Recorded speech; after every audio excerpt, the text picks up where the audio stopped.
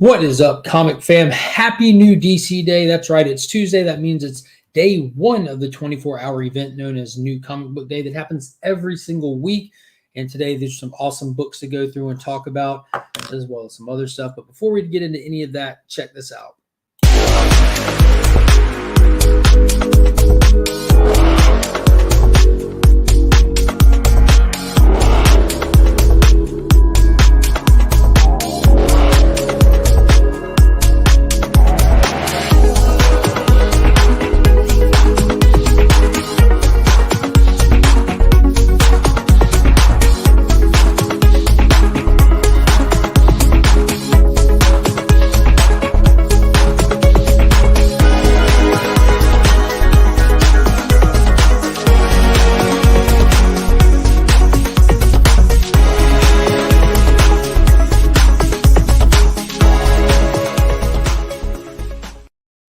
Go ahead and give credit to where credit is due, starting with Big Time Collectibles. Huge shout out for sponsoring the channel and the monthly Legion Loot giveaway, the monthly giveaway that's for the channel members. And if you haven't checked them out already, be sure to look at bigtimecollectibles.com and don't miss out on any of the heat they're dropping. Currently, they just released the smallest amounts possible of what they're going to have for their MegaCon exclusives for the con coming up. So there's 3 different ones for those that can't make it to the convention. If you're interested, be sure to check out their website. They might have some left. And if you need anything cleaned or pressed, hit up Justin Comics over on Instagram. For as little as $10 a book, he can take care of you. And if you use that promo code WeAreLegion, you can take advantage of the special offer he's got running right now. All right, so let's go ahead and say hey to some people that got here. I do expect to have a co-host on here shortly. But first off, we got X11 Bravo Comics, one of the newest members of the channel. Big shout out. Brother John is up in the building. What is up? Mr. Flo Dameron, what is happening? I love seeing all those channel emojis. Mr. Alan Rue, how's it going? How's it going? We got Raider Nation here. Finally made it to the beginning of a live show. Let's go. Yeah. Welcome to the beginning of the show. I'm glad that I made it as well. We got War Machine Punisher up in the building. What is going on, Jonathan? And hello to you, Mr. Kenneth Bird. Good to see you in the live chat as always. I'm working on getting pictures of that book. Yeah, remember, look to the top right. So Mr. Alan Rue reached out to me earlier and said that he's looking at possibly purchasing a collection and was wanting some other people's opinions. And there was it looked like a bunch of stuff from the same era, the same kind of genre of stuff. But there was one that just the smallest sliver of its spine was peeking out, and I pointed it out. I'm like, if that is not a reprint, that is definitely worth going after.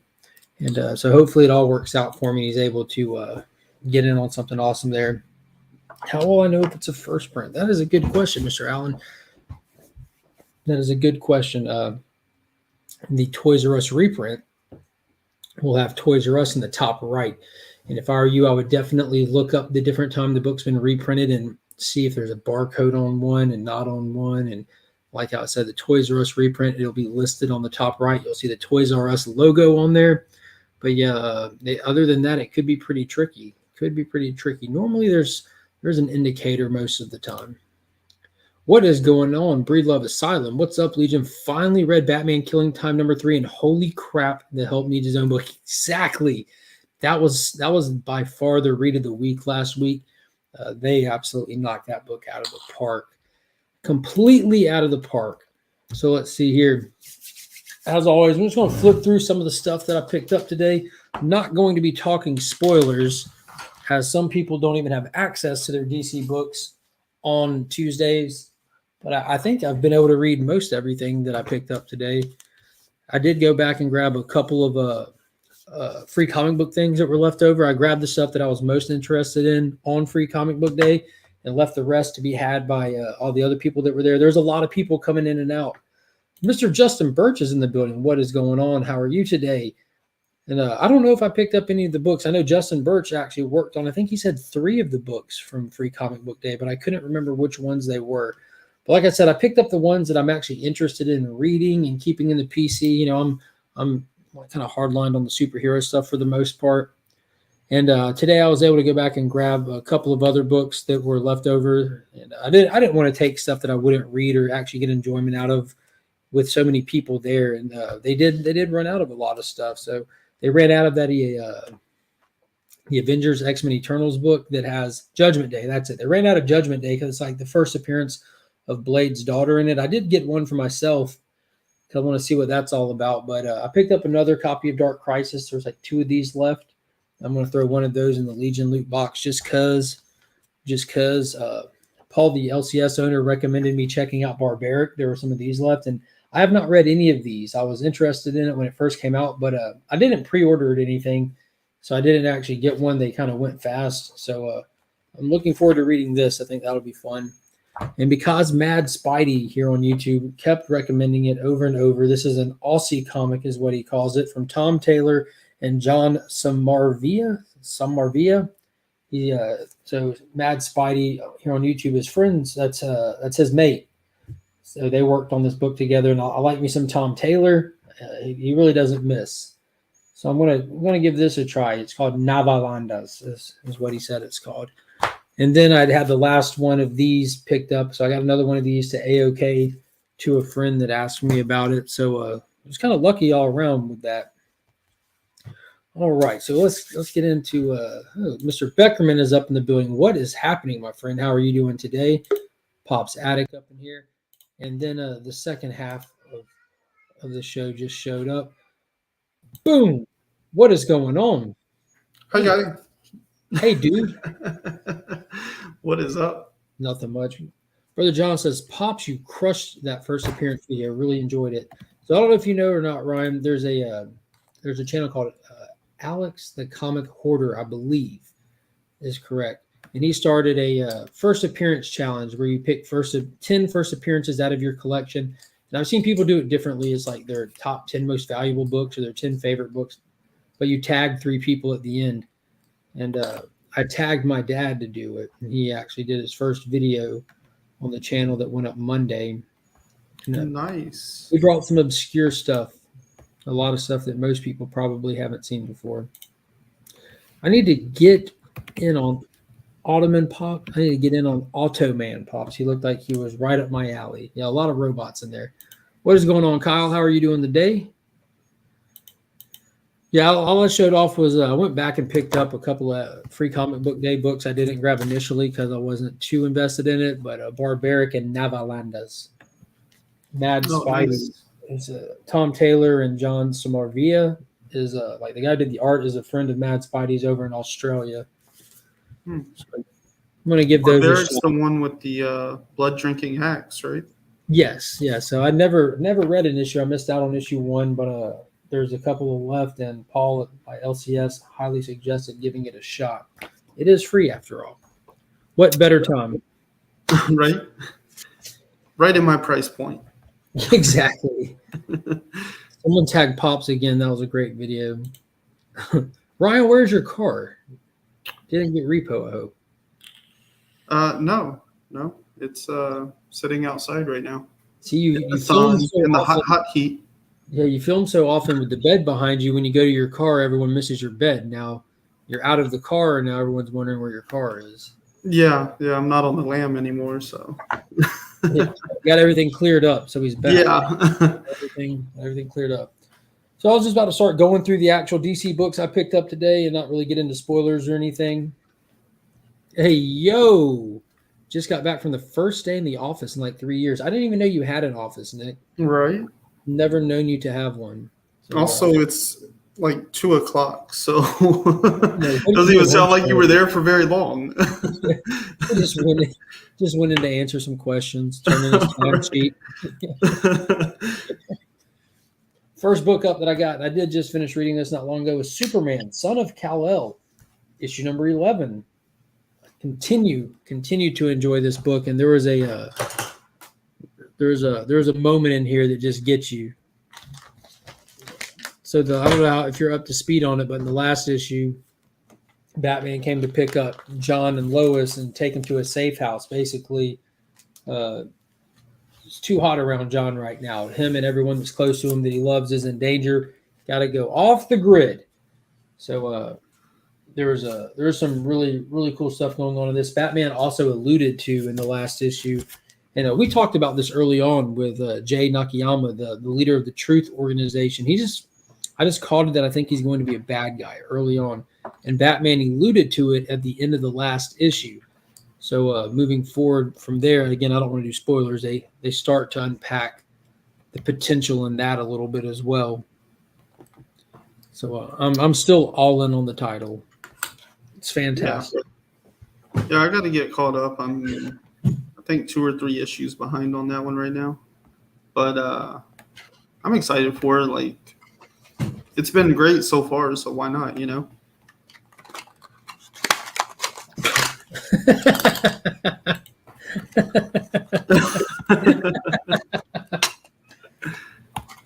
Yes. Yeah, that's probably more accurate. Nick just left the probation office. Right.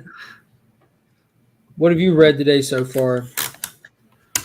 The only thing I've read so far, as far as DC, is Jurassic League.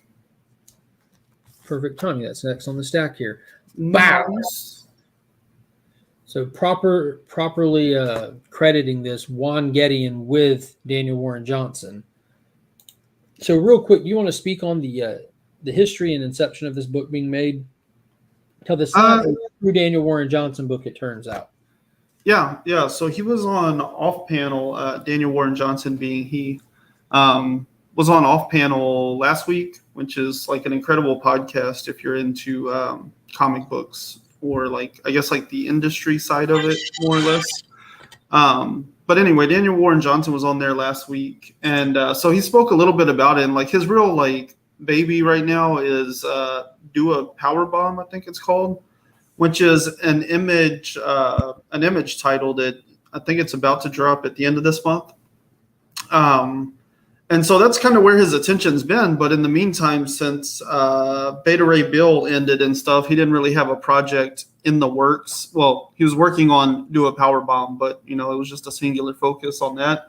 So this guy that did Jurassic League, he basically had like this crazy concept, but he's kind of an unproven talent. So an editor at DC was like, yeah, this is a really cool idea, but like if you don't rein it in, like this could get out of hand or whatever, like it might not be perfect execution. So how about I bring in somebody to kind of like work with you and like really help you bring this together and like get this idea more concrete. And so he reached out to Daniel Warren Johnson. And so fantastic choice for the content of this. Like, yeah, that's kind of like up his style. Like I immediately think Murder Falcon, where you have creatures acting like people doing extraordinary things, Right. Yeah. So, I mean, like that was just like a perfect marriage of like this concept and even the creator's art style. Yeah. It's very reminiscent of Daniel Warren Johnson. Yeah. Like, it's definitely not, but it's not off brand for something you'd expect to see in a book with his name on it. And they got Spicer on the color, who regularly works with Johnson too. Mm-hmm. So I was wondering how that was worked, but the interior is fantastic. Yeah.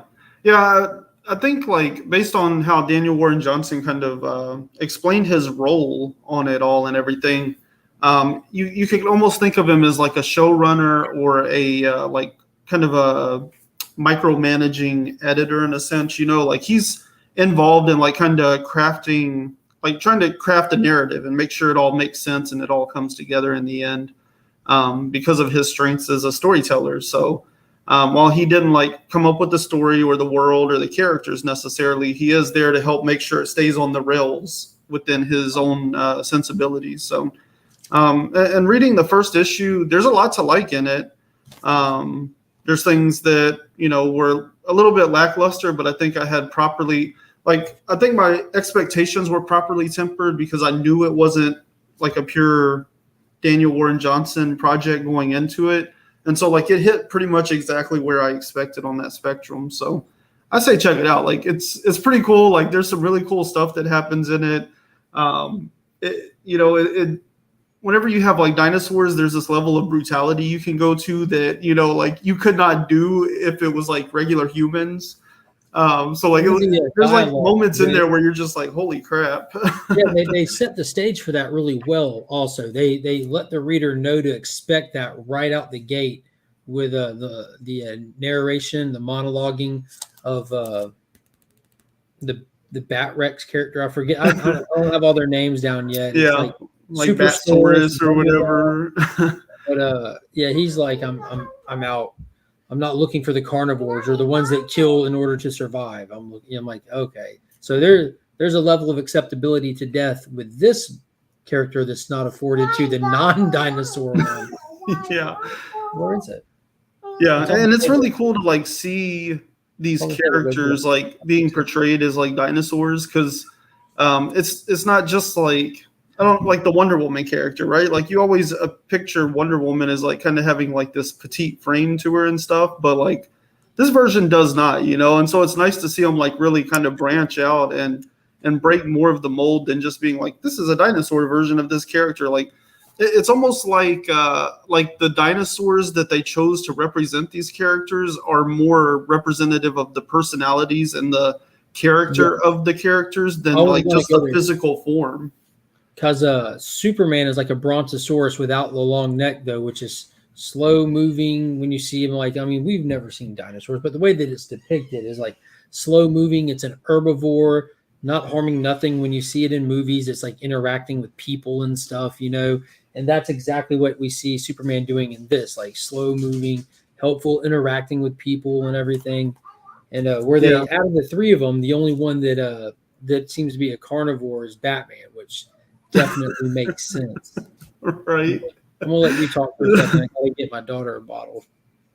Yeah, there was like a really cool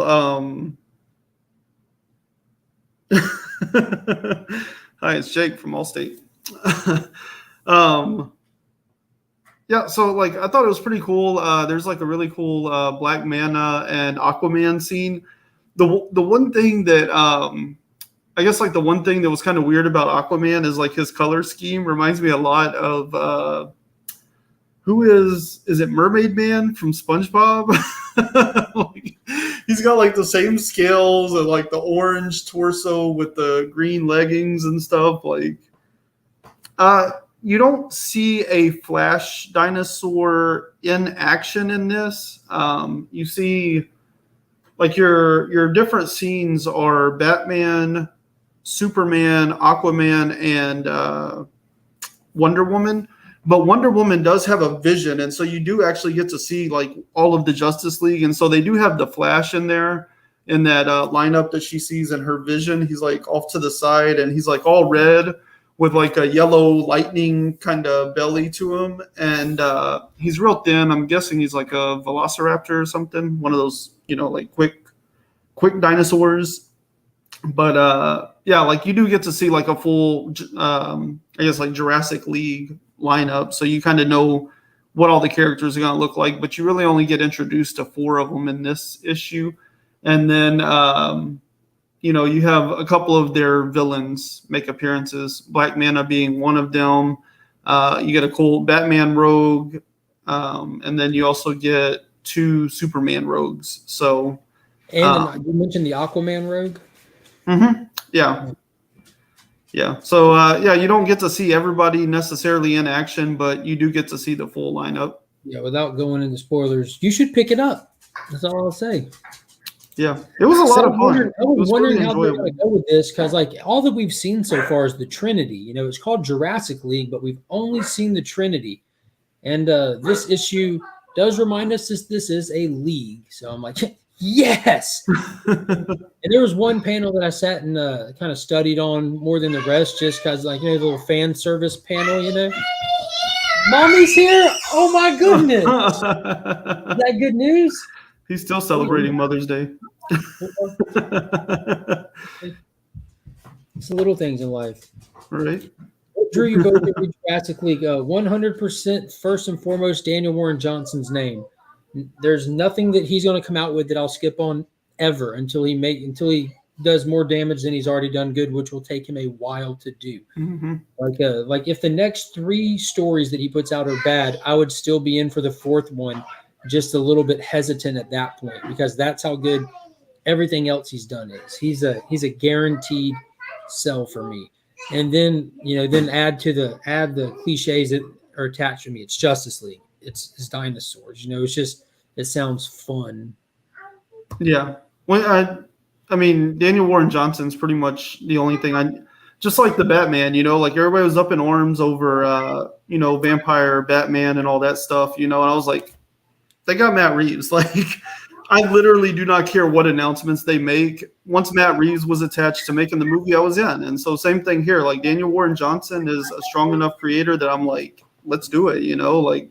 It might be absurd and over the top and sound kind of hokey, but this isn't going to be everyone else's brand, but this will make sense to those that enjoy the writing style. Like when someone says they're making a Human Target book, I'm like, okay, cool. And when they say Tom King is making a Human Target book, I'm like, fire. Yeah. Fire. Like, that's the only way to take that from a okay, cool to a here we go. This is about to be something that no one's expecting.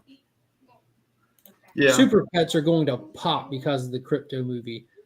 Probably, dude, getting Crypto's first appearance, it's already a book that's popped. You would know better than most, Biggie. That's one of those old school Superman titles. You're definitely in the know when it comes to old school keys, my man.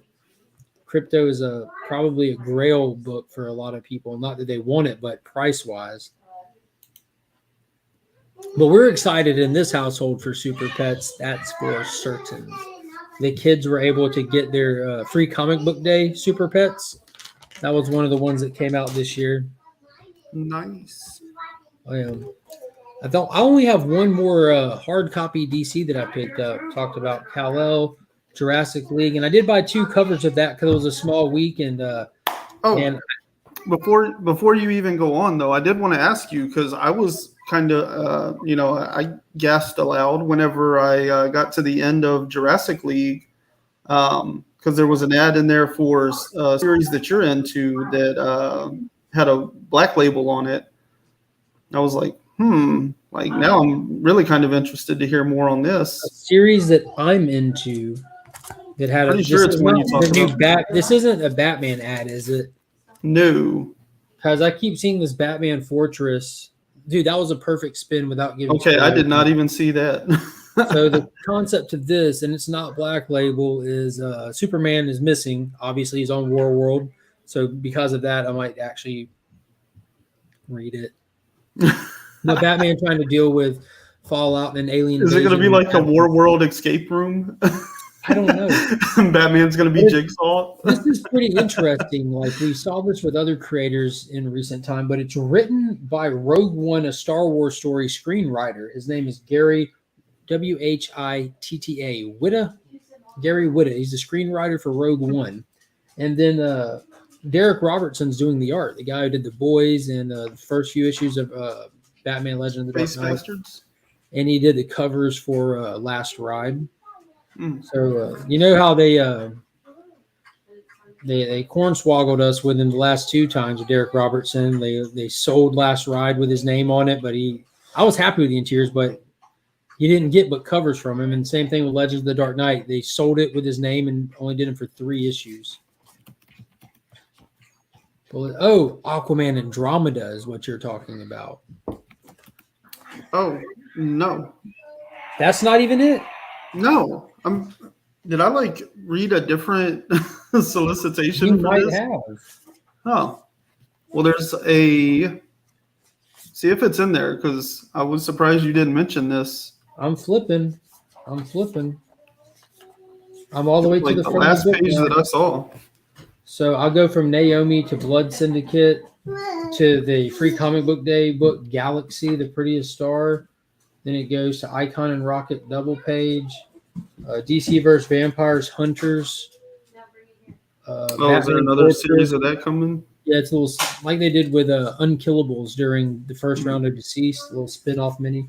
Then I've got a Poison Ivy in here, and then it goes to Aquaman Andromeda, which everybody knows is the Rom V DC Prestige format, Black Label coming. Get in there. I've read almost no Aquaman, and I am so hyped for that. That's it. That's all the ads that I've seen today. Well, the version I read, the last page was Fables, Black Label read. I did not get I know Fables is returning, but I'm on volume 4. I finished volume 3. I'm on volume 4 right now, and I'm in a total blackout trying to. When I see those ad like little thing I saw online for it, I push past it. I have not had it spoiled for me yet, and I didn't know they were going to be making another one, so this is going to get dicey for me. Yeah, it's like Fables 151 or something like that. But I was like, oh, this is something Mark's into, and this like little cover ad is pretty sick. So I was like, maybe I should be reading Fables. Yeah, I didn't get one of those, but having read the first 3 volumes, I'm 1,000% sure you would love that stuff. I can't speak on anything past that. I think that Warren Ellis wrote. I think it was Warren. Was it Warren Ellis? No. They're all in my room. I forget the guy's name, Willingham or what? I don't know. Whoever wrote it. Bill something, right? Sure. Bill Wilhelm? Yeah, I think that was the name on the credits for the little ad at the bottom. I'm not sure. All I know is you would love it. It's really well done. Andromeda. Andromeda. Andromeda V. Yeah, I'm pretty excited for that, though. It's going to be good. What was your first pick of the week? Blood Syndicate. Oh, that's out this week? I think I looked the first issue dropped this week. I checked DC Universe Infinite at like 4 o'clock this morning. I was like, man, I am going to so read this with breakfast. And then it was like not on there. I was like, what? You know, if they put it online, I didn't see it anywhere either. The rest of the milestone stuff has been digital day as, hasn't it? Yeah.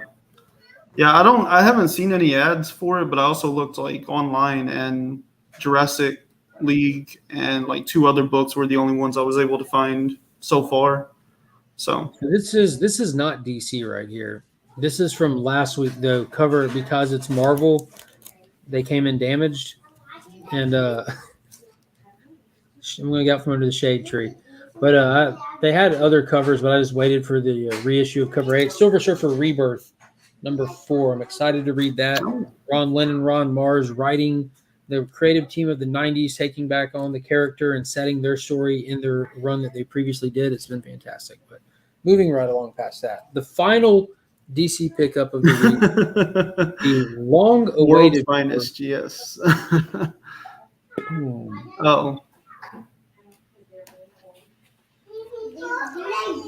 Suicide Squad, Get Joker, issue number 3 from what's his name? Brian Azzarello and Alex Maleev on the art. Dude, as cool as the other books were this week, this is my read of the week. This had me going from start to finish. That was fire. I'm excited to break down and get into that. It's only 3 issues. If you haven't read it, the whole thing's out. Definitely recommend reading it before Sunday. Dude, it was something. And then I don't know if y'all have read Brian Azzarello before. He's done a lot of stuff with Lee Bermejo on Batman. And he always does these kind of like open-ended, interpret it yourself kind of things with his books, which is really fun. It just adds for so much discussion than just saying, this is how it ended. But dude, at the end of it, I was just like, oh, you SOB. Oh. Yeah, I know you've been excited about that one, so I should probably check it out. Now we have one more issue of Blaze, too. This one should have wrapped up right before Blaze started. This final issue got postponed for a while, but it was worth the wait. Very worth the wait. There was some awesome characters that showed up in this one. It was the whole concept in the beginning was the Suicide Squad gets put together like this B-roll team. Waller puts Red Hood at the front of the team. So I'm like, I'm already in. Enough said. She sends him out to go get the Joker. She's had enough. It goes south last issue. Like when she sends them to get the Joker actually came for her and Barbara Gordon her pretty much. And then the Joker gets control of their head bombs. So they immediately get deemed expendable and now too dangerous to exist. So how does how does Waller and her crew get rid of a Suicide Squad? Well, you send Task Force X after them. Little did they know they're not Task Force X. They're the B-roll team. So it was cool seeing a Task Force X proper roll in on them. Like, and it was, and the cool thing about the squad is you never get the same exact cast. You know what I mean? That's what's so fun about it. Boy, when they roll this team up, like, oh, these are heavy hitters. Y'all are all dead. It's just a run for your life kind of thing. And it is violent in proper squad fashion. This is Black Label, so they go. Some of them go out horribly, some of them go out quick. But this was just action, violence, and intense from start to finish. And the ending to it was, oh wow, the ending to it was kind of beautiful. They attempted to. That's why Finn was in forced nap time. I'm pumped for that ASM annual. I can't say that word. Fashionellis? That's what it is. You said it. Mommy. That's what we're going with. Fashionitis, but. So is there anything else you're trying to hit for this week? I mean, like I said, I'm not even necessarily DC, just beyond that. 'Cause that's pretty much wraps up the DC for the week that I know of. Yeah. Like I'm super excited for Blood Syndicate. They teased that at the end of the first or second issue of Static, which was the first Milestone Return series. So like this has been in the making forever. So I've been excited for that before it was even announced. That was coming out in May right now. So that's definitely like top of my list as far as expectations. Trying to think about what else is even coming out this week, though. I need to get caught up on Superman. Facsimile. Got you. The reprint. I just got done typing. Is that one of the cover artists? And yeah, I thought he was an artist or writer or something.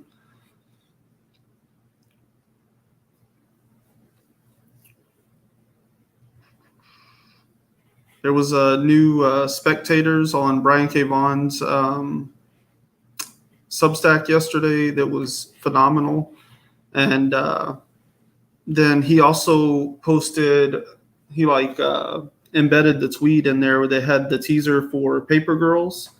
So apparently that is on its way out, which I've never read, so I didn't even watch it. Do what? Is it a new volume of Paper Girls that would be kicking off? No, it's a TV show. Oh, the show is coming. Yeah, there's a 21-second teaser for it. So he shared that in his Substack post yesterday. Spectators was a double-page splash that was phenomenal. And he's also giving away deluxe versions and how Image does those $1 first issues or whatever. Yeah, there's a Paper Girls one. Number 1 is out tomorrow for $1. So nice. I'm gonna try to grab that because I've always heard amazing things about that series. So I really need to read it and catch up on it. But he's giving those and deluxe copies away, and they're very nice, well done deluxe versions. Yeah, I hadn't heard much about that series in a while. I remember hearing when it first came out that it was going to be something, and I've seen just popping into auctions and window shopping kind of thing here and there. I do see it once in a while, so it hasn't really gone anywhere. I'm wondering if these dollar versions will fly off the shelf tomorrow or not. Yeah, and what's interesting about the show is him and Cliff Chang are very heavily involved with this show. So, it'll be interesting to see how that turns out, how people receive it, because he was pretty not that he wanted to be, but he really didn't have anything to do with the Why the Last Man series. And that had $1 million. That was actually kind of a DC Swamp Thing sort of deal. It was screwed out the gate because of how many problems they ran into on the production side. Mm. But he, he's been cordial, but also vocal about how disappointed he was with that series as well. It just did not turn out the way that it needed to. So him and Cliff Chang are very heavily involved in Paper Girls, And so hopefully that makes a big difference in what that show turns into. But yeah, I do want to check that series out because I've heard really great things about it. And there's another, I think it's just like a one shot or maybe a short mini series he did. It's about like a noir detective kind of story that people tell me I should read. So I need to get into more Brian K. Vaughan because the only thing I've read is the free stuff on his Substack.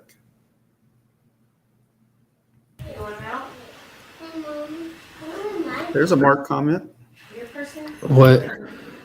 Superman and Lois season 2. We're I'm one episode behind with the new episode drops tonight, I believe. We watch it on Wednesdays and we weren't able to watch last week. So tomorrow, hopefully we'll get 2 episodes in. Might, depending on how the evening goes, might watch one this evening. I don't know. I'm kind of looking forward to it as well. The only other book I'm really looking forward to this week is Crossover number 13. Bummer sauce, Mr. Allen.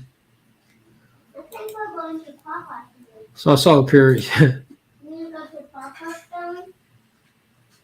Mark got me again. Read both World's Finest today. If you're not reading this, you are wrong.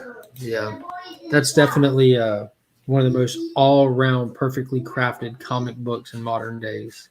One of the world's finest teams on it. Mm-hmm. When does the next one of that come out? Should be about 2 weeks.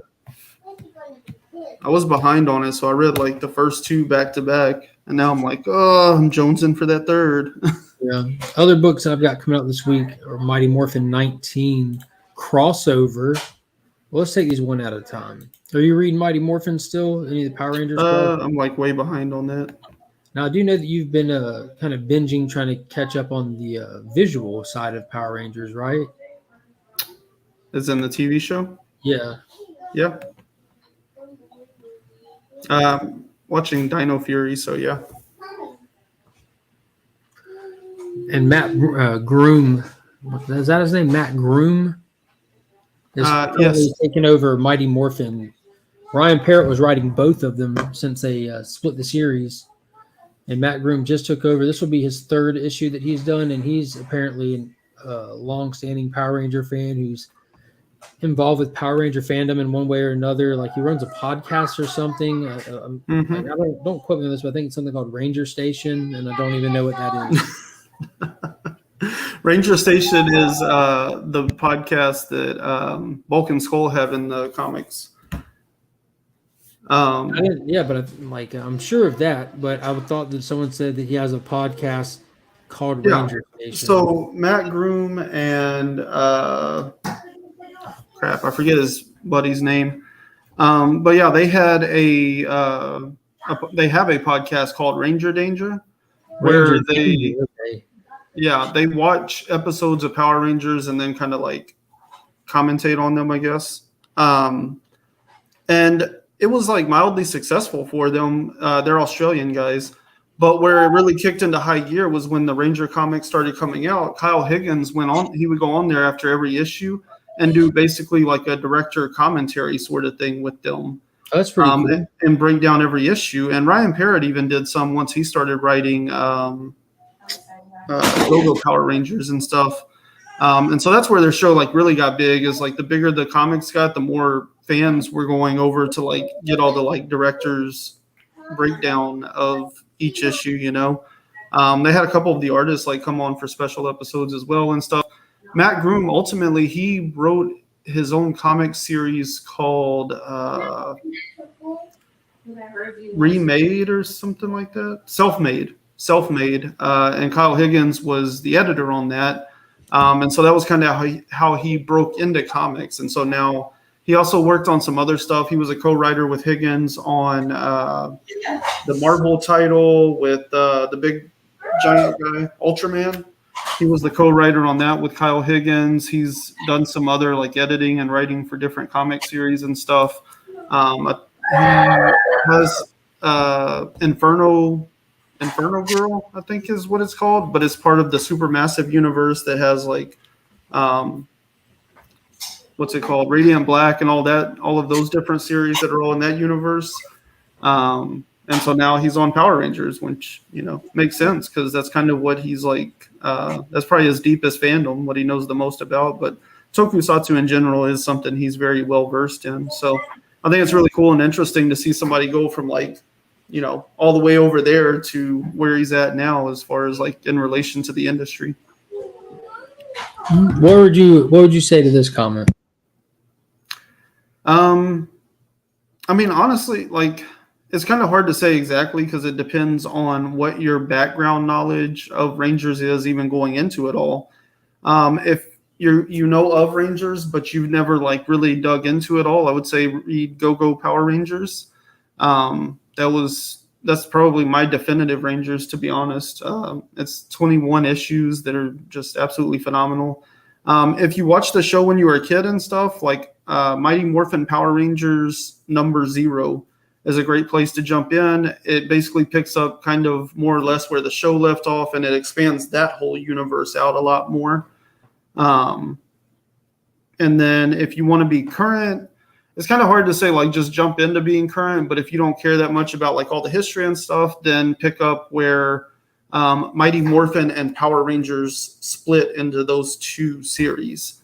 And Mighty Morphin gives you more of the classic vibes of the original team. Power Rangers is the Omega Rangers, which is a newer, unique team to the Power Rangers universe. So kind of depends on where you're at coming into it all as a reader. Me personally, I would say with anything that's been going not unbroken for so long, there's so much nuance to it now.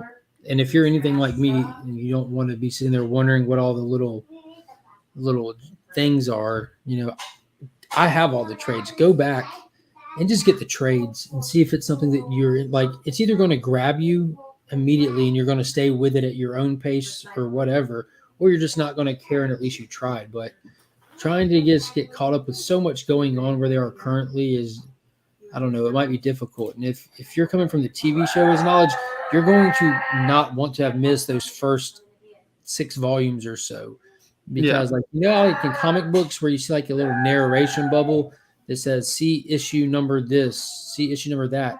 Those first 6 volumes, it'll say see episode this, because they're doing original content, but they're piggybacking off actual episodes in the TV show and stuff. When you're going to the origin of the Green Ranger's power and stuff. It's stuff that if your knowledge is TV show, you're going to want to read those first few volumes, guaranteed. Yeah. Mighty Morphin Power Rangers start with, the first trade, issue 0. Or even the deluxe editions. That's probably a bit of a money commitment unless you can pick them up for cheaper. But the whole first, I would say where Mighty Morphin Power Rangers was really good is if you're already a comic book junkie. And so you already understand all the multiverse stuff and all of that. You understand comic book formatting and everything. If you're into comic books and you like Power Rangers, and you've seen enough of the show to really understand the foundations of the universe, it's the first 40, right? The first 40 issues, knock it out of the park with blending those two things, because it's a multiversal story that involves everything you remember from the show as a kid. And you get the famous Shattered Grid storyline, which really just cemented Power Ranger comic books. That's where they introduced Lord Dracon, the multiversal version. Was still cool.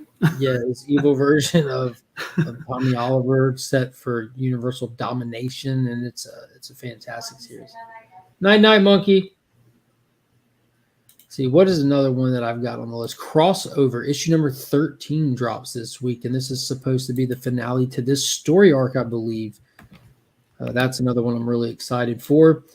It's the only thing that Donny Cates does that I'm excited for. I don't have this huge reservoir of books that I've read of his stuff, but I have read enough of it to know that he's typically not my speed.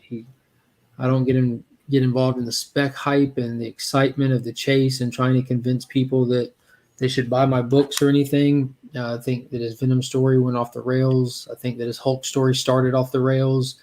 I think Crossover, the first half was kind of it had its ups and downs. I'd split the 6 issues 50-50 with good and just par for the course. But this second arc has been phenomenal. now that we're kind of familiar with the characters, aware of the universe that we're in, we're able to really explore those aspects of it instead of just trying to get introduced to it all. And he's doing some cool stuff. And I think the best part, and this sounds crazy, but I think the best part was him bringing himself into the comic and how self-aware he is and self-deprecating he is. It's really funny. It takes the piss out of it a lot, though, because, it's so easy to want to say he can't finish a story and this and that. And he's aware of it. He calls himself out for it, and it's pretty funny.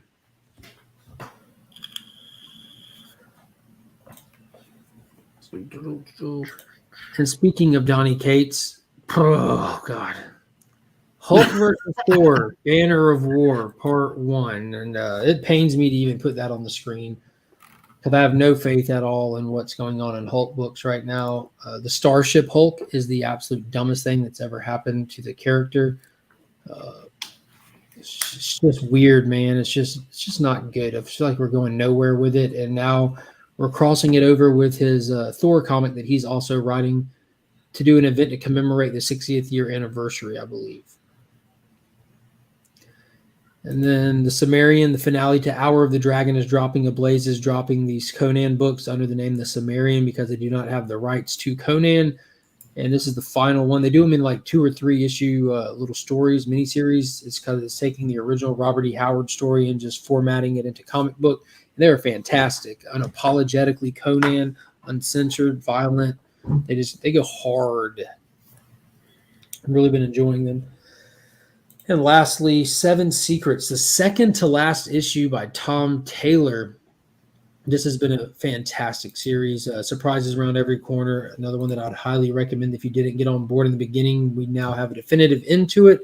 So there should be, I'm assuming they'll probably do 7 issues. 14 issues. So probably 3 trades or something. Don't know. But I'm excited to see where they're going to go with it. That's another one I was unable to talk you into reading. Which one was that? 7 Secrets. Oh, yeah. It's not that you weren't able to talk me into it. I just always forget about it until something crazy happens. Until and you're oh my God. And there's a lot of that in there. What's funny is I didn't pick up issue 1. I think I didn't start it until issue 3 that came out, because this is before I was doing YouTube stuff. And you, Burke, and somebody else were on the Thursday night chat talking about I remember Steve's word there yesterday. This is easily the best book on shelves. This has got to be it. And this is issue 2 or 3. This is when it was objectively not the best book on shelves. This 6 is when you can start making that argument. So many people dropped this book at 4 and 5 because you weren't sure what it was doing, the direction. It just looked kind of just bland. It's just a secret order running from another secret order kind of thing. 6 is when the story pops off and you realize that you're dealing with fill in the blank, and you actually are correct, probably. Everything's at play in this book. But I jumped on it, read it. I'm like, issue 3 dropped, and I cried. Found myself actually crying in the comic book because it was such a moment. Wow, that was powerful. 4 comes out. I noticed they didn't review it. 5 comes out. I asked, is anyone still reading this? Oh no, we got off that book at 2. I'm like, what? So then I was just left holding the bag. I was the last one to be reading it. And then I was getting ready to probably pull it off my list, and 6 dropped. And I'm like, this is never coming off my pull list. This book is phenomenal. It's just been really good. Yeah. Well, I know why I didn't get into it in the first place, because it was 2020, and the level of ridiculousness that was just escalating, where people were going in and buying 15 and 20 copies of a book the day it would come out, right? And so this was pretty much the pinnacle of all of that. And so that book came out, nobody was talking about it. Nobody was interested. I had brought it up 2 months before. I was going through Previews magazine. I was like, man, what's the 7 Secrets book? It kind of reminds me of the newer Power Ranger stuff with Denucculo on art and stuff, blah, blah, blah. And everybody's like, oh yeah, whatever, who cares? And I was like, oh, okay. So I didn't pre-order it or anything. And then from that point forward, spec just started to get ridiculous. And then I remember the first issue dropped, and like you could not find a copy anywhere. Like everybody's like, this is going to be the most insane, amazing book ever. And like everybody's running out and buying like 20 copies of this book and selling out shelves. And I was like, okay, well, I'm not into like all this hype and specness. Like it makes no sense. When I mentioned it before, nobody was interested in it. Now it's here and like nobody can get a copy because all the spec buyers are just scooping them up off the shelf, you know? And so that's why I'd skipped out on it in the first place. And then I remember Steve was like, he was like, I don't think I'm gonna read that book. Like, I'm not interested. And then it came out. He's like, this is the best book on shelves. Like, yeah. And then literally, he read the second issue, and he was like, I'm out. Like, I don't even understand what's going on. Yeah, and I was like, that got me to go buy it. And I'm glad that he did, because whether people were saying that because of the spec drove them to say it, it's turned out to be the Tom Taylor don't miss example. Yeah. Like I vividly remember messaging with Steve the day that book came out, and he read it and he's like, oh, you got to read this. Like, it's so good. And this, that, and the other. I was like, dude, 2 days ago, you told me you weren't even going to read it. And now it's the best book ever. And like, I can remember exactly where I was at and what was going on whenever I had that conversation with them. Well, you got anything else you want to hit on? Anything you're looking forward to? No, that's about it, really. I'm excited to check out Blood Syndicate, and Jurassic League was pretty good so far, and I need to get caught up on Superman. So that's most of what I'm reading this week. Yeah, and I'm gonna try to get Joker in. So Jurassic League was definitely my blind pick going into the week, and I still recommend people picking it up and giving that a shot. And I'm not going to recommend this out to people because this is like one of those.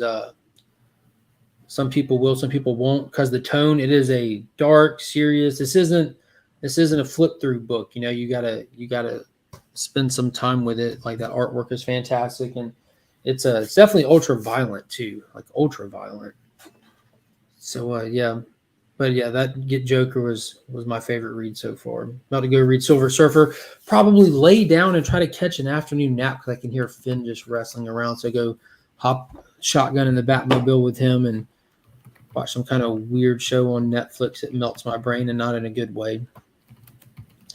Definitely appreciate everybody hopping in the chat. Thank you to all the channel members out there, still growing strong. And if you haven't already, definitely check down there and consider joining the channel membership. It gets you those loyalty badges next to your name that denotes the time that you've been a member, as well as access to those custom emojis and a whole lot more perks that are all listed down there. You can click that blue button without making any commitment and just read through, see if it's something that might be for you. And thank you to all the subscribers, channel sponsors, all that good stuff, blah, blah, blah. And until next time, guys, as always, I'm Mark, but we are Legion.